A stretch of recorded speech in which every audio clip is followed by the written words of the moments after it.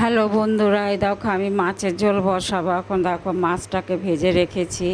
এই দেখো বেগুনটাকে একটু ভেজে রেখে তুলে নিচ্ছি, নাহলে বেগুনটা কাঁচা দিলে গলে যায়। আর এটা মাছের সাথে দেবো, তাহলে আর বেগুনটা গলবে না। এইবার দেখো আমি কালো জিরে ফোড়ন দেবো, দিয়ে টমেটোটা দিয়ে দেবো, দিয়ে তারপরে আলু দেব।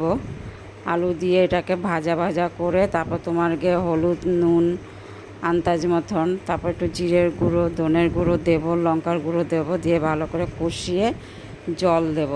তারপরে আলুটা সেদ্ধ হলে মাছ আর বেগুনটা দিয়ে ধনে পাতা দিয়ে তারপরে ওইটাকে নামাবো। হ্যাঁ, তা তোমরা দেখতে থাকো। এই দেখো আমি এখন ফোড়ন দিচ্ছি, তা তোমরা দেখতে থাকো এটা।